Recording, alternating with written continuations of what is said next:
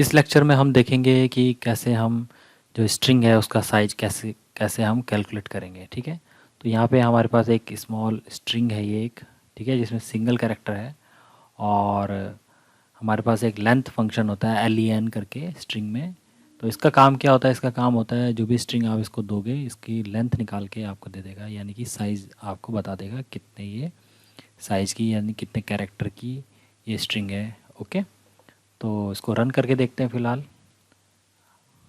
Okay, तो ये देखिए string size of string is 1, क्योंकि इसमें सिर्फ एक ही कैरेक्टर है तो साइज़ कितना निकल के आया, 1 निकल के आया। अगर इसमें कैरेक्टर हम बढ़ाते हैं, सपोज करो A B C कर देते हैं, तो कितना निकल के आएगा, साइज़ कितना निकल के आएगा, 3 आ गया देखिए। ठीक है, तो ये लेंथ जो फंक्शन है इसका काम है। ठीक है, अब इसमें अगर सपोज करो कि इस तरह से हो कोई string, Ram is a good boy, ठीक है, इस तरीके से कोई स्ट्रिंग है। अब इसका हमें साइज़ निकालना है, तो देखते हैं कितना निकल के आता है, 17 निकल के आया है। ठीक है, तो 17 कैसे निकल के आया, इसमें 17 कैरेक्टर हैं क्या, देखते हैं।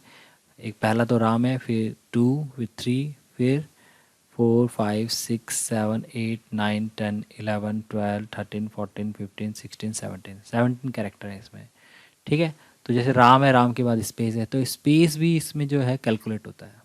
ठीक है, इसके बाद स्पेस है तो स्पेस भी इसमें क्या होगा, कैलकुलेट होगा। इस ए के बाद फिर स्पेस है, ये भी कैलकुलेट होगा। गुड के बाद स्पेस है, ये भी इसमें कैलकुलेट होगा साइज में। ठीक है, तो टोटल कैरेक्टर कितने हो गए, 17 हो गए। ठीक है, इंक्लूडिंग स्पेस, तो इसका साइज हो गया 17। ठीक है, ओके। स्ट्रिंग में अगर आप कोई भी कैरेक्टर ऐड करते हो, जैसे स्पेस अगर हमने ऐड किया था तो वो भी साइज में कैलकुलेट होता है। एक स्पेस शुरू में दे देते हैं तो वो भी कैलकुलेट होगा, और यहाँ पे एक कॉमा दे देते हैं। ठीक है, एक स्पेशल कैरेक्टर डाल देते हैं। ठीक है, तो ये भी सब स्ट्रिंग का साइज़ है उसमें कैलकुलेट होगा, क्योंकि ये सब स्ट्रिंग के पार्ट हो गए अब। ठीक है ना, तो टोटल साइज़ कितना हो गया, 1 2 3 4 5 6 7 8 9 10 11। ठीक है, तो इसका साइज़ कितना आना चाहिए, 11 आना चाहिए। तो ये आ गया आपका 11। ठीक है, तो इस तरीके से कोई भी कैरेक्टर आप स्पेशल कैरेक्टर कॉमा कुछ भी आप इस्तेमाल करते हैं तो वो आपके साइज़ में कैलकुलेट होगा। ओके, स्ट्रिंग में एक एक्सपेरिमेंट और करते हैं। सपोज़ करो कि मुझे यहाँ पे सिंगल कोट लगाना है। ठीक है, तो मैं लिखना चाहता हूँ राम्स पेन। तो जैसे ही मैंने ये सिंगल कोट लगाया तो इसमें क्या प्रॉब्लम होगी, हमें मालूम है single quotes, pair of single quote के अंदर जो भी लिखा जाएगा वो स्ट्रिंग की तरह ट्रीट किया जाएगा। तो इसने ये माना कि यहाँ पे स्ट्रिंग शुरू हो रही है और यहाँ पे क्या हो रही है, स्ट्रिंग ख़त्म हो जा रही है, और इसके जो आउटर का एरिया है ये इसकी ये क्या है, स्ट्रिंग नहीं है। अब अगर हम प्रोग्राम को रन करते हैं तो ये क्या करेगा, एरर शो करेगा। ठीक है, तो इसको रन करके देखते हैं। इनवैलिड सिंटैक्स बता रहा है, क्योंकि ऑलरेडी स्ट्रिंग इसने यहाँ पे शुरू करके यहाँ पे ख़त्म कर दी।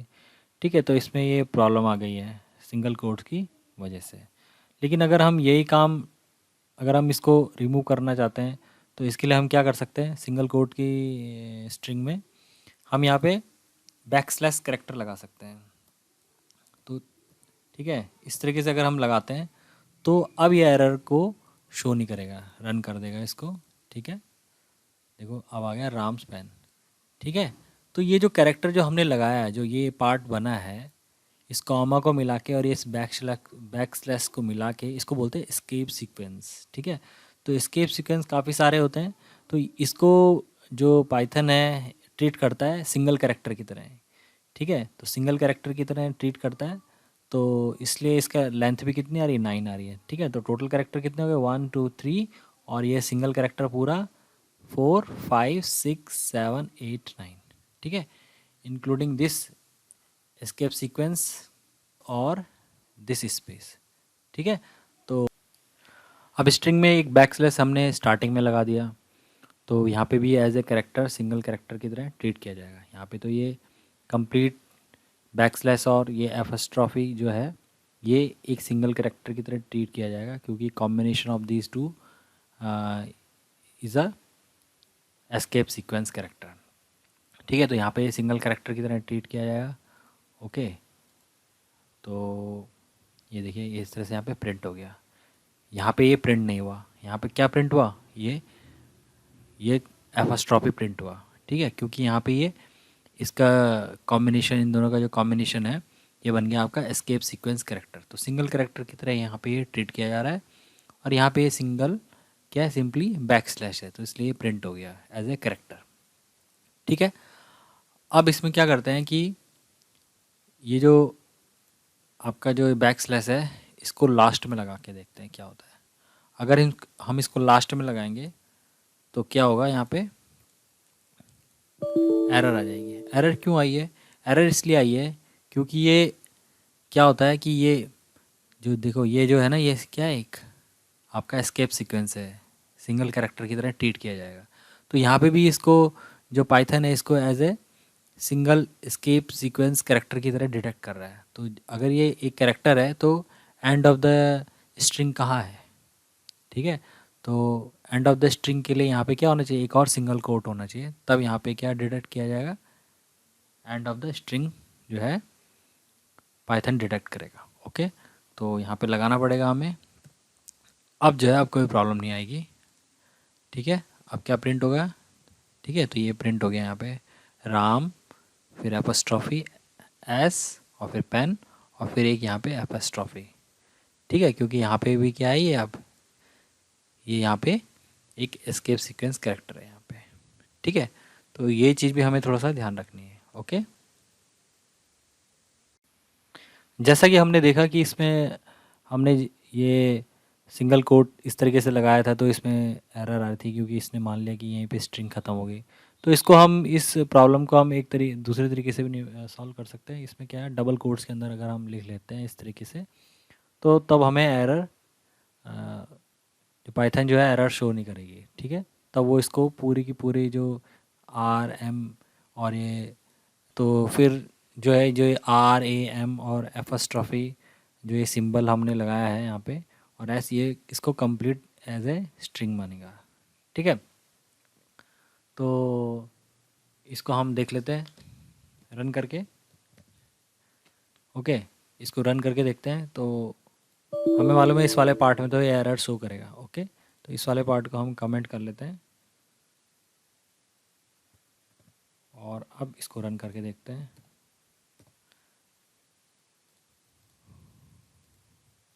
ठीक है, तो डबल कोट्स स्ट्रिंग में, डबल कोट्स में इसमें कोई प्रॉब्लम शो नहीं की है। ठीक है, क्योंकि यहाँ पे ये कंसिडर कर रहा है कि स्टार्ट ऑफ द स्ट्रिंग, यहाँ पे कंसिडर कर रहा है एंड ऑफ द स्ट्रिंग। ठीक है, तो लेकिन यहाँ पे जो केस था वो अलग था। यहाँ पे क्योंकि सिंगल कोट्स हमने इस्तेमाल किया तो वो स्टार्ट यहाँ पे कंसिडर कर रहा था और एंड यहाँ पे कंसिडर कर रहा था। तो जो ये पार्ट जो बच जा रहा था इसको, इसके लिए वो एरर शो कर रहा था। ओके, लेकिन यहाँ पे जो है स्टार्टिंग और एंडिंग, क्योंकि हमने डबल कोट्स इस्तेमाल किए हैं तो उसके कारण जो है इसको एज ए कैरेक्टर वो समझ रहा है, इसको एज ए कैरेक्टर उसको कंसिडर कर रहा है। ठीक है, तो ठीक है, तो इसको भी हमें ध्यान रखना है। ओके, चलिए अब मल्टीलाइन स्ट्रिंग में मल्टीलाइन स्ट्रिंग में देखते हैं। ओके, तो यहाँ पे जो लेंथ कितनी आनी चाहिए, वैसे ये मल्टीलाइन स्ट्रिंग है, और मल्टीलाइन स्ट्रिंग हमें पता है कैसे लिखी जाती है। तो हमने लिखा है भाई Ram is a good boy. ठीक है, this is a multiline string. अब अगर हम इसको साइज़ कैलकुलेट करेंगे तो इसका साइज़ वैसे तो कितना आना चाहिए, 1 2 3 4 5 6 7 8 9 10 11 12 13 14 15 15 आना चाहिए। तो देखते हैं ये कितना साइज़ इसका प्रिंट करता है। तो ये आ गया आपका 17। ठीक है, तो साइज़ 17 क्यों आ रहा है जबकि 15 आना चाहिए था? 17 इसलिए आ रहा है कि जहाँ जहाँ पे हमने एंटर प्रेस किया, जैसे यहाँ पे हमने एक एंटर प्रेस किया, यहाँ पे हमने एंटर प्रेस किया, तो जब हमने एंटर प्रेस किया तो यहाँ पे ऑटोमेटिकली कौन सा कैरेक्टर ऐड हो गया, एंड ऑफ लाइन कैरेक्टर। कौन सा, ये \n। ठीक है, यहाँ पे एक कैरेक्टर ये ऐड हो गया, यहाँ पे भी एक कैरेक्टर यही ऐड हो गया। तो ये जब ये ऐड हुआ तो इसको भी एक बाइट मिली है, यानी कि ठीक है, तो इसको भी, इसने भी स्पेस लिया है, तो ये भी साइज ऑफ स्ट्रिंग में कैलकुलेट किया जाएगा। इसीलिए जो है कितना आ रहा है, 17 आ रहा है। सपोज़ करो यहाँ, अब सपोज़ कीजिए कि यहाँ पे एक और एंटर अगर हम मारते हैं तो अब कितना साइज़ आना चाहिए, यहाँ पे आना चाहिए 18। ठीक है, तो यहाँ पे एक स्पेस है यहाँ पे, तो इसको रन करके देखते हैं।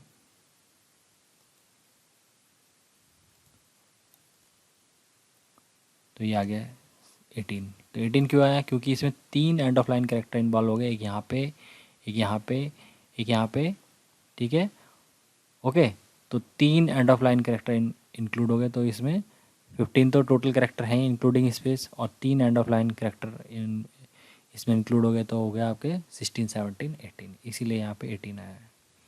ओके, अब अगर हम ये स्पेस, अगर हम चाहते हैं कि ये एंड ऑफ लाइन कैरेक्टर इसमें ऐड ना हो एंटर करने पे, तो हमें क्या लगाना पड़ेगा यहाँ पे, एक बैक स्लैश अगर हम लगा देते हैं यहाँ पे, ठीक है। तो बैक स्लैश लगाने से क्या होगा, अब इसका जो एग्जैक्ट साइज़ है, जितने इसमें कैरेक्टर है इंक्लूडिंग स्पेस, ठीक है, अब उतना ही साइज़ आएगा, ठीक है। तो ये देखिए, Ram is a good boy, तो बॉय में एक साथ आ रहा है ये बॉय, तो इसको करने के लिए यहाँ पे स्पेस दे देते हैं और इसको रन करते हैं दोबारा। तो ये देखिए 15 अब आ गया, Ram is a good boy, ठीक है। तो यहाँ पे स्पेस दे देते हैं,